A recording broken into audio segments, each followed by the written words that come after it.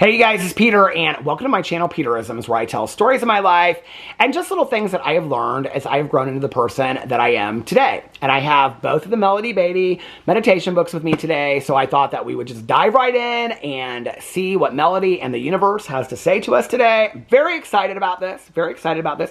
It is a beautiful day in Indianapolis today. It's like 80 degrees. It is like, I explained it this way in my vlog the other day. I said it's like a fall apple harvest night. It feels like a good day. It's like between like fall and summer right now. Like it could be a good day to go to the pool, but the leaves are kind of changing, and so it's really pretty outside. It would also be a good day to go to like an apple orchard. So, you know, or I don't know, like it's just a beautiful day in Indianapolis. When the weather's so nice, it just puts me in a better mood. So anyway, let's get into these meditations and see what the meditations have to say to us today. Okay, so today is 11th, September 11th. Let's see what today's meditation is in the language of letting go, which is this one right here. September 11th. Ba-ba-bum, ba-ba-bum. Well, I haven't read for, I think, the last 2 days, so we can see what the last 2 days say. Conflict and detachment is today. It's a really, really long one. And then yesterday was self-approval. And then the 9th, I read perspective. So maybe we'll read self-approval, and then if we still have time, get to conflict and detachment. Let me see what is in Journey to the Heart, because I love this meditation book too.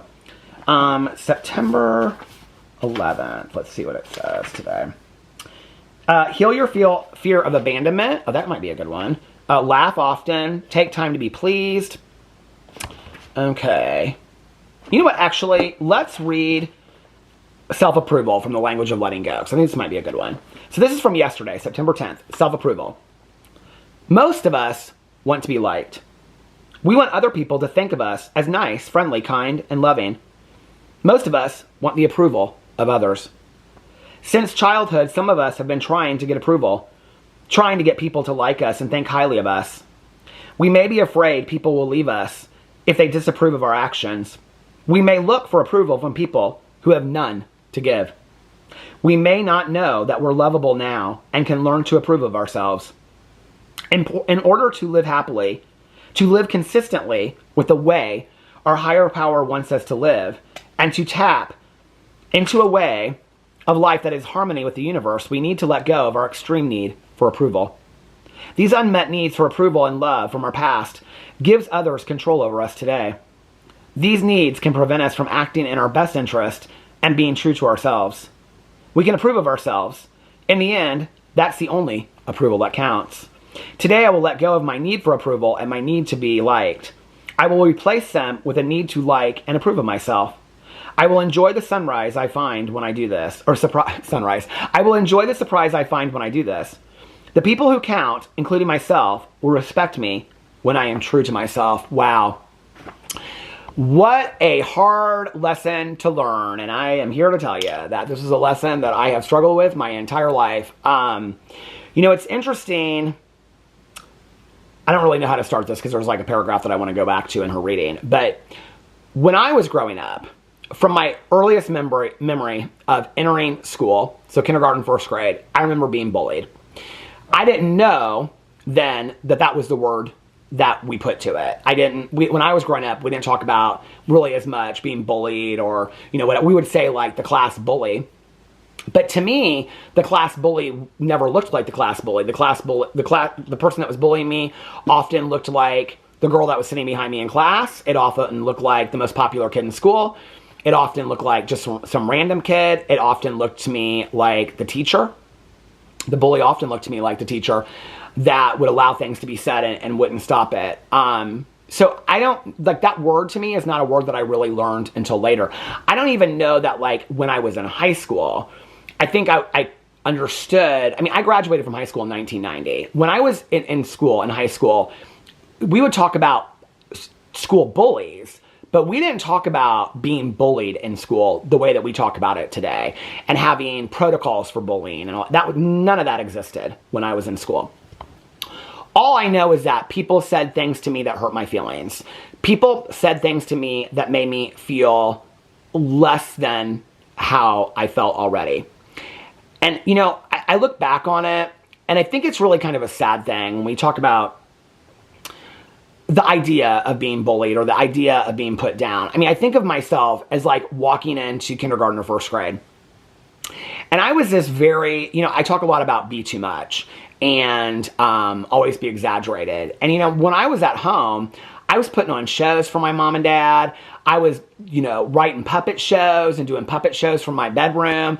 And, I've shared stories about how I would like play act, that I was like in the cast, auditioning for Annie, and I would listen to the, the soundtrack in our library. And, I had this big imagination and, like I always was very creative. And then I went to school and I was taught very quickly by my peers and even teachers looking at me in a strange way that who I was, whether that was how I spoke, what I was interested in, how I walked, how I moved my hands, how I laughed, how I sang, how I got excited about things, what I was passionate about, all of those things were wrong. All of those things were different, and different was wrong. So who I was allowed to be at home and who I was allowed to be at school, defined by myself, were two completely different things. So when I was at home, I was able to be this and hey, and sometimes I was very quiet. And sometimes I was very loud, and sometimes I was very talkative, and sometimes I was sharing stories. I was a storyteller from a very young age. I always wanted to be a writer, always wanted to be an actor, always wanted to do this, always wanted to do that. I was creating and all this kind of stuff. And then at school, what I learned very quickly was to do that, to share that, to move that way was wrong. It was different, and different was wrong. And we don't like different. So you want to fit in. And so I shut that part of myself down. Well, what happened over time was that even at home, because the shift became too great, and this is what we do not talk about with bullying, okay, is that, because now today, kids are hurting themselves, even worse than that, and whatever. But what happened was that I had to shut that part of myself down at school. So if you would ask my teachers in first, second, third, fourth grade, yeah, I got in trouble for talking a lot to the people that I was like friends with, which were very few people in class or whatever. But by and large, like on playgrounds and I spent a lot of time in the library by myself. I was a very quiet kid. I didn't interact a lot in class. I didn't bring any attention to myself. What I learned was don't bring any attention to yourself. Because if you bring attention to yourself, then you're different. And different is wrong. And then people aren't going to like you because they're going to notice that you're different. And then what happened was I stopped doing that at home as well. And so I really muted myself. I really muted myself at school, and then that carried over into home, which then translated into something's wrong with Peter, which was why my parents got me into therapy at a very young age. I didn't have the language to use. I think later when people were like, oh, he's gay, therefore he needs therapy. This is where we get it all messed up in our heads, right? I didn't need therapy because I was gay. Being gay didn't even really have a whole lot to do with me being different, okay? And I never really have needed any therapy for being gay because I've always been loved and embraced by the people that matter to me. What I needed therapy for, and what I didn't have the language or the words to use, was that other people made me feel different. And they made me feel wrong for being different. And that wasn't necessarily because I was gay. That was because I was passionate. That was because I was creative. That was because I was too much. That was because I felt comfortable in my own skin. Because my parents had instilled in me this quality of always be yourself. My parents from a very young age, they didn't say the words to me, be too much, but they said, be yourself. Be like, love who you are. We love who you are. Want to wear that outfit? Wear that outfit. Want to dance to that song? Dance that song. That's who my mom was at home. That's who my dad was. And so I modeled that. But then I got into school, what I was told was, that's wrong. And that's different. And so I subdued that. So when they got me started in therapy and they didn't know what it was about, and is it because your parents divorced? No, I didn't really have a whole issue with my parents' divorce. Is it because of this? Later in high school, I had a therapist say to me, look, we're going to talk about your sexuality. I was like, I don't want to talk about that. It's like all these different things that it was about. And what it was really about was, and I didn't have the language to use, was that other people that really I should never have given any importance to whatsoever because they didn't, can't even remember some of their names today, from a very young age in my life, in my foundation years, because of what they were taught at home by their parents and by the people that loved them, was that who I was threatening to their belief system because I was different. And that was scary to them. And I didn't know what to do with that. And, you know, as a 7-year-old, 8-year-old, 9-year-old, 10-year-old, 11-year-old, 12-year-old, 13-year-old, and on, I just wanted to be liked. I just wanted other people to like me, because to not be liked growing up is to be very lonely. It's to be alone. To the point where I learned to like being alone. I learned that it's safer to be alone than it is to be around other people that are going to hurt you. But when I go back to those years, what I realize is I always sought approval and validation from those people that hurt me the most, said the most critical things to me, that bullied me the most, were the meanest to me. I sought approval and validation from them because somewhere in my twisted mind, I figured out that if I could get even just one of those people to like me, then there was something that was okay with me. Okay? Then what it meant was I wasn't the one that was wrong, because I had convinced them, see, I am likable. I am likable.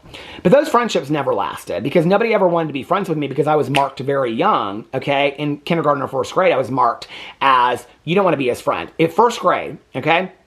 Sitting at the lunch table with all the other kids, gone to sleepovers, gone to parties, birthday parties and stuff. And the one kid looked at me and said, looked at the table and said, don't drink the homogenous milk. Just pointing to the milk. And I'm drinking the milk. He goes, you can drink it because you're already a homo. But everybody else, don't drink it or you'll be a homo like Peter. First grade. I didn't even know what those words meant. I didn't understand what that meant, but they did. And they laughed at it. Those were not words that I was taught in my home. But those were words that those boys were taught in their homes. And I was different. And I was labeled that. And they were right. I was gay. But I didn't know that. You know, you're sexualizing a first grader that doesn't even understand a concept of something that I didn't even understand for another 12 to 15 years. Didn't even get it. And yet that whole process for me was stolen from me to understand that on my own. I was just labeled as different, and different was wrong. But for years, I sought the validation and the acceptance of those that did not like me. Because if I could get those people that didn't like me to just maybe see me as a nice guy or to see me as different, then maybe I wasn't that bad. Maybe I was okay. And for years and years and years, I gave a lot of attention to those people that didn't like me. And I carried that into my adulthood, into relationships. I had a lot of, during my using years, had a lot of toxic relationships where I got with people that treated me like crap. And I thought if I can just make them, and this is textbook. We see this happen all the time, right? I knew better than this, you know? I'd seen movies and TV shows about this stuff. You know, if I could just get this guy that won't pay me any attention, won't give me the time of day, talks to me like I'm crap, if I can just get him to like me, find me desirable, then that means that I'm good enough. And I always sought my validation and my approval through the eyes of other people. I don't do that today. And I definitely don't do it today from people that don't matter. I just don't. It is very important to me today what my dad and my stepmom, my husband, my best friend, my other close friends, what they think of me. My sponsor in recovery, it's very important to me what those people think of me. But I don't change who I am today because of them, you know? And I learned that to change who I am and to change my definition of myself, or to be less than or more than, or to mask myself or be different around certain people, is a codependent behavior. It's a trauma response to what I went through when I was younger. So I don't do that today. I just don't. I am who I am. And those people that are going to be attracted to me are going to be attracted to me, and those people that aren't, they won't. And you know what? And really, none of it has to do with me, you know? I love the saying that you can be the ripest peach in the entire world, and there are going to still be people that don't like peaches. And that's the truth, you know? There are going to be people that love you, and there are going to be people that hate you. And very little has anything to do with you. And I had to learn that as well. And I just don't pay it a whole lot of mind today. I just don't. You know, years ago, go back and fact check my videos, and I said, I really do care what people say. I'm not somebody that says, I can't, you know, I don't care what other people think. I'm not there today. I've changed and grown since that. I've done a lot of work and a lot of inventory. And in my inventory, because I don't love when people get on and they say, I'm a changed person today and don't explain. Let me explain to you what I went through. In the inventory that I did with my sponsor and then took it to my therapist, what I realized was that through the years, okay, that I had a lot of resentment based in this. I was seeking validation from people that never returned it to me, that I was never going to give it because, like the meditation said, they never had it to give to begin with. And I was ignoring the validation, the love, and the compassion from people that were giving it to me openly. Whether that was people online that I was never going to meet, whether that was my husband, my best friend, that wanted to give it to me with open arms, I was ignoring that. And I was seeking it out from people that I was never going to get it to begin with. And I love this quote in here. where Melody Beatty says, hold on a second. Since childhood, some of us have been trying to get approval, trying to get people to like us and think highly of us.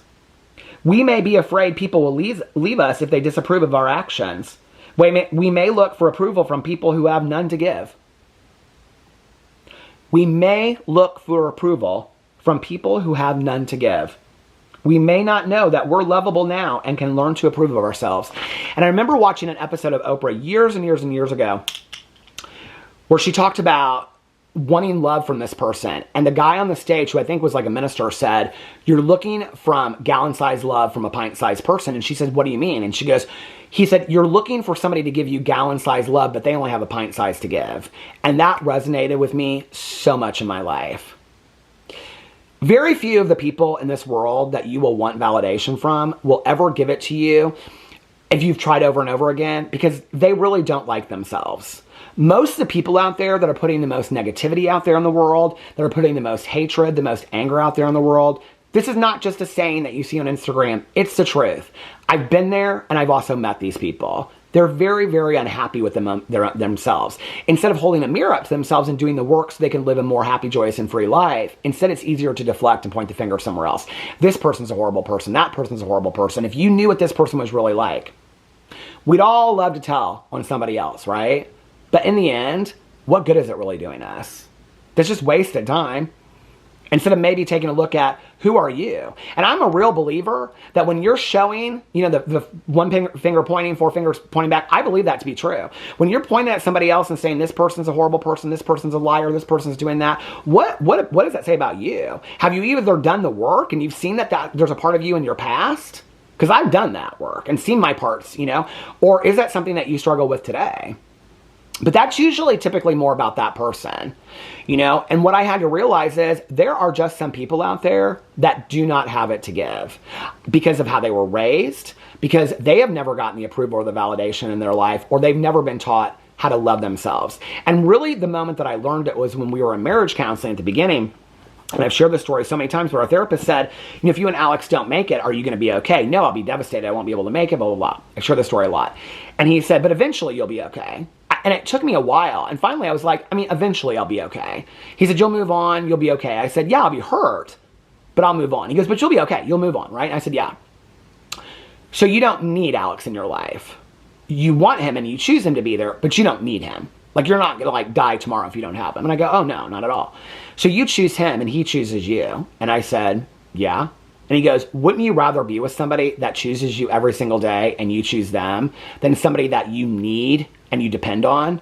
And it was this light bulb moment for me, because what I realized was I had been desiring people my whole life to need me instead of choosing me. And what I realized was I was very, very blessed to have 3 to 5 people, not counting just family, that chose me to be in their life, and I chose them to be in their life. The rest, why am I chasing after that? Why am I dialing up pain? Why am I trying to get validation from a source that I'm never going to get it? You're not going to change that person's mind. You're not going to change those people's mind. Like I said, you can be the ripest peach in the world, and there are people that just don't like peaches. Some people love you. Some people hate you. And very little of it has to do with you. Pick the people that choose you. Choose people. Let them know you choose them. Give the right people approval. And only seek validation and approval from the people that really matter. And you have to ask yourself that question, because for years, I sought validation and approval from people that today I don't even remember their names. But at the time, it meant so much to me. It meant so much to me. I don't do that today. I run it by myself. I am the one I need to approve of myself the most. Because in the end, on those final moments, it's not going to be about those 20 or 30 people in my life that just didn't like me for some random reason. It's going to be, what did I think about the life that I lived? Great meditation. I'm not going to get to the other one today. I'm going to just stick to that one. Let me know what you thought about that in the comment section below. I love you guys, and I will see you tomorrow. Bye.